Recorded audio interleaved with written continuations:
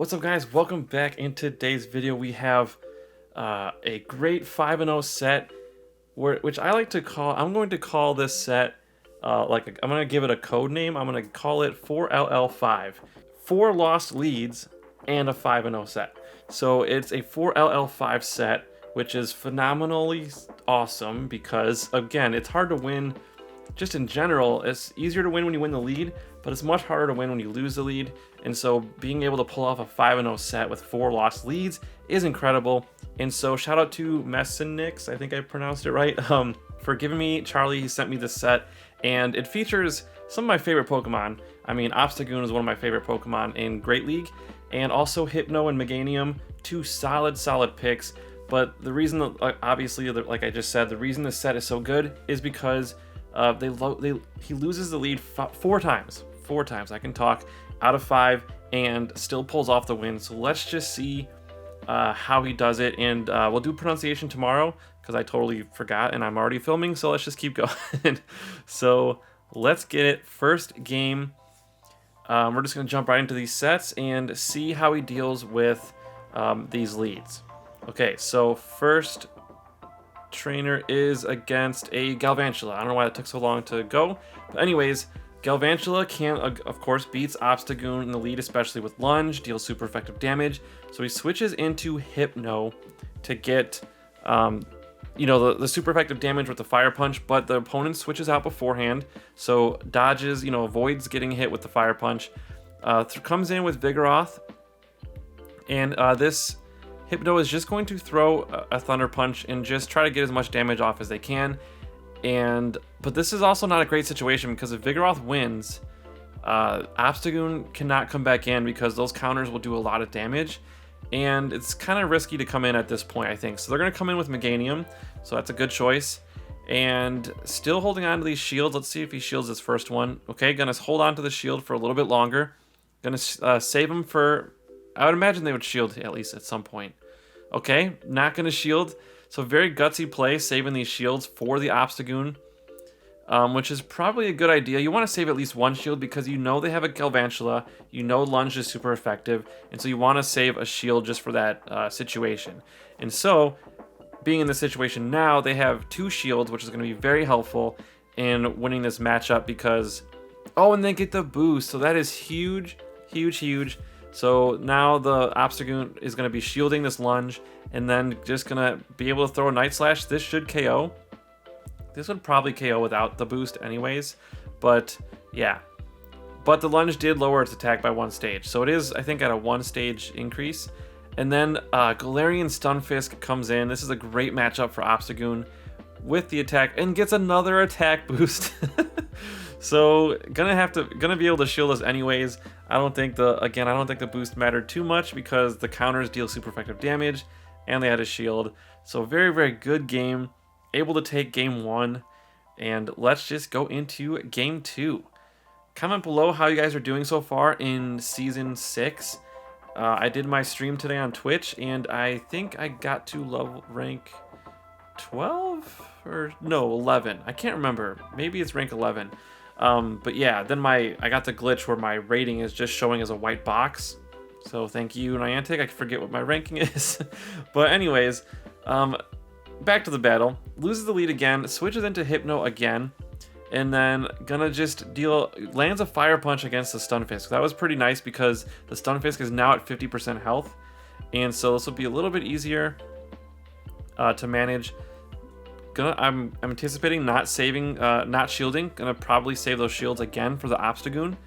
Not a bad strategy, just because if you do get that boost with Obstagoon, and I mentioned this in a prior video a while back, that the more, if you can throw like 3 or 4 Night Slashes with Obstagoon, you're likely to get the boost once. And so it's a good strategy to save at least 1 shield for Obstagoon because you want to give yourself more opportunities to get that boost, which can flip a lot of matchups. So anyways, it looks like that's what Mesonyxx is doing here. Comes in with Meganium. Very gutsy no shield. I wasn't counting the moves just now, but yeah, Mud Bomb not going to do super effective damage. Blizzard obviously would have probably 1-hit KO'd, but this is definitely not going to be a Blizzard because it wasn't enough mud shots. So just gonna go ahead and tank that and farm it down. Now the Meganium's in a really good spot. Can go for the double. Now, of course, Earthquake would one-hit KO, but even Frenzy Plant would take a ton of damage, or would do a ton of damage. So the opponent is shielding this one. Ooh, gets that bubble. Nice reflexes there. Gets both shields. And now I anticipate, oh, makes a sac swap. What a great sacrificial swap there. That was a really clutch move. Now can conserve that shield even longer if they need to. And gonna have enough energy for the Earthquake. What a play. That was huge. And then not even going to need the Obstagoon. So very well played there. Just goes to show you, yeah, sometimes you gotta pull out those moves to save those wins, and he does it with style, so that was awesome. Let's go into game 3 against Dunfer.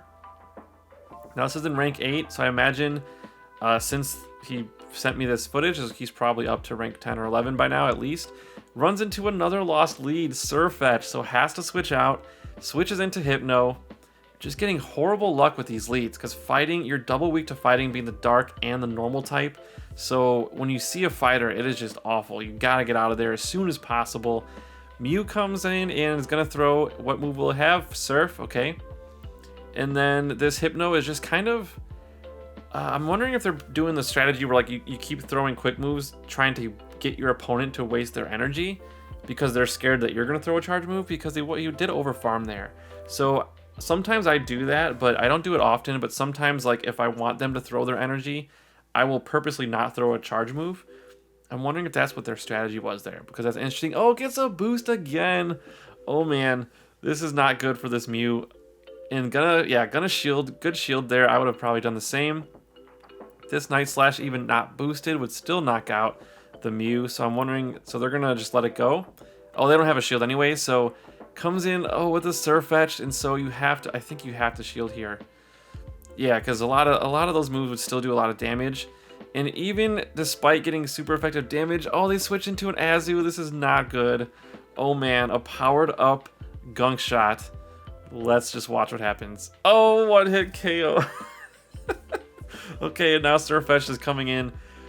Not going to be able to do much damage against a Meganium. Night Slash, you can see there, does like 20% damage maybe. But yeah, this Frenzy Plant will definitely knock out. Very well played there. Well, just amazing. That was an amazing game to watch.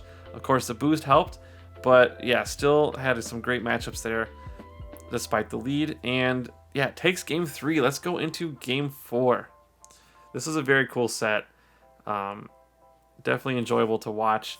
And so let's see what the lead is now. It is another Galvantula. Oh man, just getting the worst leads. I can only imagine what he was thinking playing this set. Like, come on. Algorithm was not in his favor. But it's just so impressive that he's still able to pull out these wins. And I thought that was an interesting play there also. I believe they did that in a prior battle, not shielding that lunge.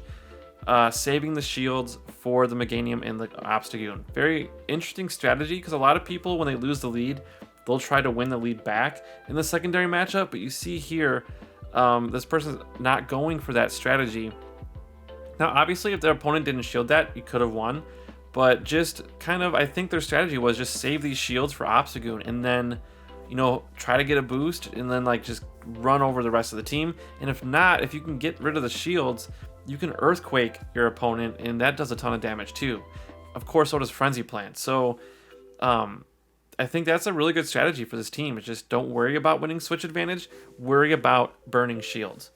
And so yeah, in fact, FP Sticks was just doing, I think he mentioned on his stream, he was doing a collab video with King IV about winning games when you lose the lead, and that it's not always about winning that switch advantage. And so I don't know if they uploaded that video, but definitely check out either King IV's channel or FP Sticks' channel. I will link to both in the description below, because they're gonna touch on this point, which is very important, and it's very important to learn if you want to grow as a battler and just get better and get a lot more wins. Anyways, Frenzy Plant, oh, that was so nice. Wins game 4, and then let's go into game 5. Okay, so let's see who he gets paired up with. And again, if you haven't seen me battle on stream, it is a lot of fun. Twitch.tv/JRskatr if you want to check me out. I'm going to be streaming tomorrow and Saturday. I'm gonna try to be streaming every day. I love Great League, so I'm gonna try to stream every day. But if I don't stream, there's plenty of awesome people to watch on there if you haven't been on there. Anyways, actually gets a good lead that time with the G-Fisk, and then the Meganium comes in, but he throws a Night Slash to kind of soften it up, and they don't shield, which is pretty nice because now the Meganium can come in even with an energy deficit and can still do very well in this matchup. So gonna throw the Frenzy Plant. It's gonna not get shielded, but you see how much damage it does. Gets an extra Vine Whip in, but this will not get KO'd, so doesn't have to worry about shielding. Comfortably wins that matchup and maintain switch advantage. Here it was a good thing to maintain because you won the lead, so you kind of want to keep that if you can. Cherrim comes in, Weather Ball, yep, obviously gonna knock him out. And then I imagine gonna come in with Hypno because you can pressure the shields with the Fire Punch, and so that's what he does. Okay, gonna go with the Fire Punch here. I imagine this will get shielded. Most likely gonna get shielded. Yep, gets shielded. Oh, and gets another Confusion off. Ooh, sneaks that one in. That was awesome. Okay, Weather Ball. Again, he's not shielding. And then G-Fisk comes back in, and then obviously you're just gonna auto switch back into Obstagoon and just go for the Night Slash right away. See if you can get that boost. You don't want to kind of double. You don't want to double up on the Night Slashes. It's better to just throw the first one because if you get the boost, your counters will do more damage that second time around. Okay, shields the Rock Slide. And I don't think that G-Fisk can get to an Earthquake from here. So even probably could not shield this, but you don't want a Hypno to go against this. But the Rock Slide, yeah, it wasn't an Earthquake, so very, very good read there on the moves. Ooh, now you might have to shield. Let's see. Or you can just, yeah, farm it down with the Hypno. Good play, good play. I like that play. Because now you can save your shield and not take this Weather Ball damage.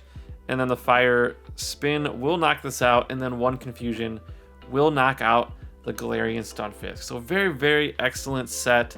If you guys enjoyed this video, hit that like button and subscribe if you haven't already. If you want to submit a set, maybe you get a 4LL5 set or a 5LL5. I don't know if anyone has a 5LL5 set. 5LL5. 5 lost leads, 5-0 set. That would be incredible. I don't think I've ever pulled that off. But if you have, please let me shoutcast it because that'll be amazing to watch. But you don't have to have one of those amazing sets. If you have an interesting set, please email me, jrskatrgaming@gmail.com. And yeah, let's look at some more sets. So thank you guys so much for watching. Hope you guys have a great night, and we'll see you tomorrow.